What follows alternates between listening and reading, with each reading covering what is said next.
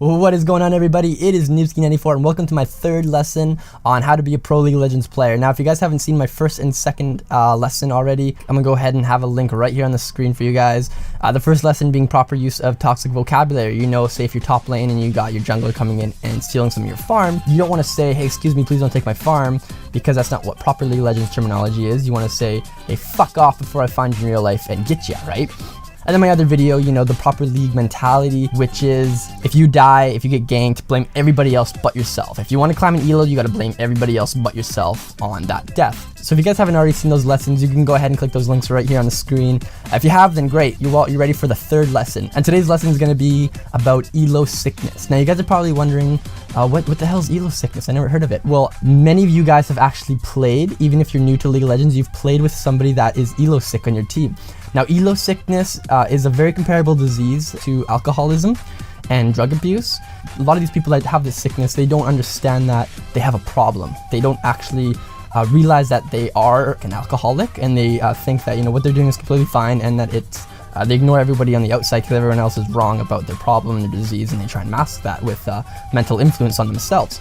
Now, elo sickness works very, very similar. Now, I'm going to go ahead and use like gold tier as an example. You know, you're going to go ahead and hop into a gold tier game, and, you know, a player in your team will call you bronze and call himself diamond. He'll say, I'm a diamond smurf, you're bronze.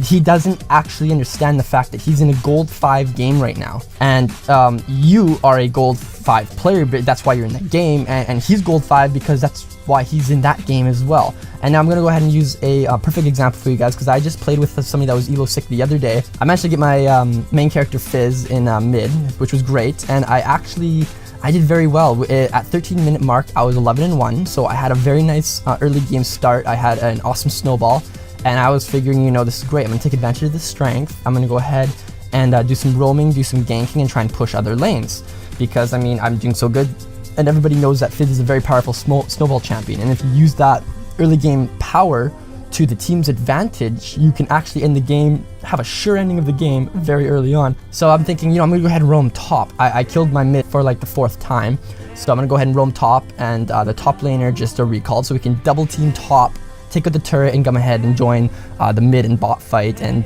take control of the dragon, right? That makes a lot of sense. But little did I know that my Ryze top had elo sickness, and it's very unfortunate that he had elo sickness, and it really altered the way that the game outcome came.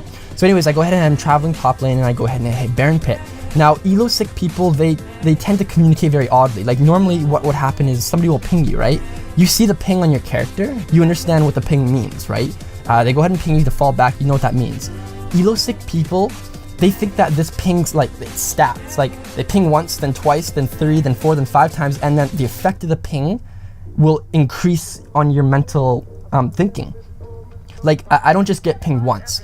The guy hits the ping on my character as much as the game possibly can as I'm approaching his lane, thinking that, oh, okay, all right, I understand. Whoa, okay, I'm gonna go back to my lane. Okay, he thinks that this is how I'm gonna think about the multiple pings, but I'm like, oh, why is there so many, right?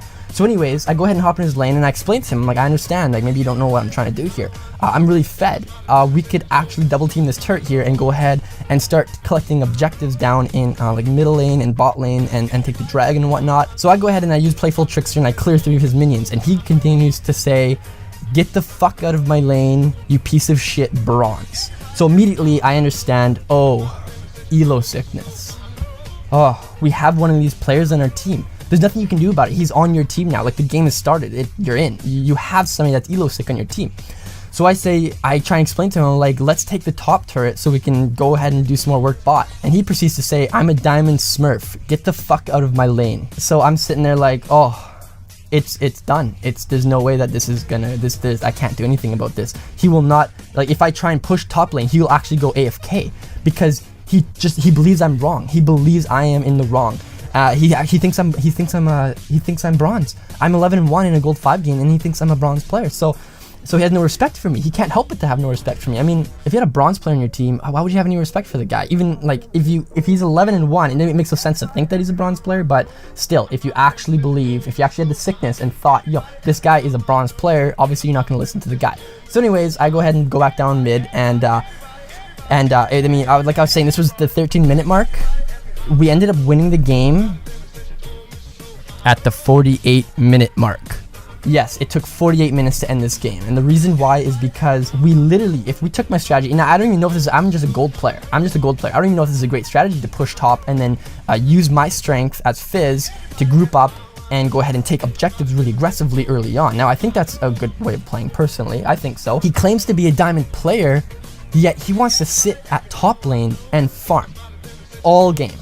Solo push the lane, wants no help from the jungler, wants no help from anybody on his team, and he just wants to push the lane. In his mind, he's diamond. He thinks he's so good because he has the most farm in the game, and he doesn't do too bad top. He actually is a decent player. He knew how to play, he knew how to understand how to push, how to ward properly and stuff like that. And it was savage. I mean, the game lasted literally 10 to 15 minutes longer than it actually should have. Not only that, but the game, like both teams were fed completely with full builds. The game divided, like the way that the game was going to end was totally dependent on the last team fight, which was really high risk. I mean, we could have lost a team fight just as easy as they could have. Both teams were actually quite matched up really nicely. So I guess the lesson for you guys is when you do have an elo sick player on your team, it's sad. It is really sad. It's too bad.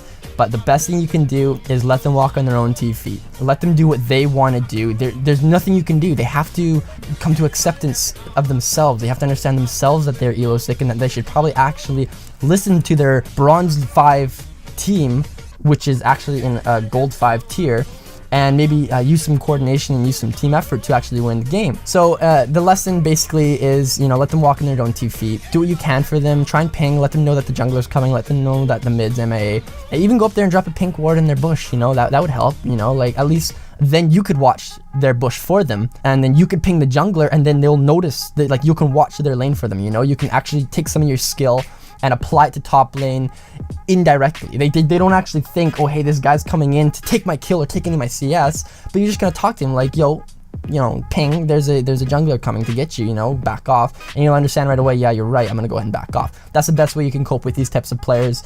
It's really the only way you can cope with these types of players. I'm sorry if you get one of these players in your team. Unfortunately, there's a lot of them. Like 1 in 2, 1 in 3 games, you'll have at least one of these players either on your team or on the enemy team with this disease, and you just gotta have to understand and let them do what they're gonna do. So anyways, guys, thanks a lot for watching my video. If you did enjoy it, be sure to hit that like button. I'm gonna be pumping up some more league videos here quickly. You guys have probably noticed I've been making some troll videos mainly, and that's just because I'm getting back into League and I have to get it out of my system. I gotta the community and whatnot, it kind of bogs down on you, right? So you gotta kind of release the steam, kind of have some fun about it. I'm sure I'm gonna be making some actual real guides and some real good gameplay here pretty soon. Thanks again for watching, guys. Hit that like button if you did enjoy it, subscribe if you like me, and have a good one. See you on the battlefield.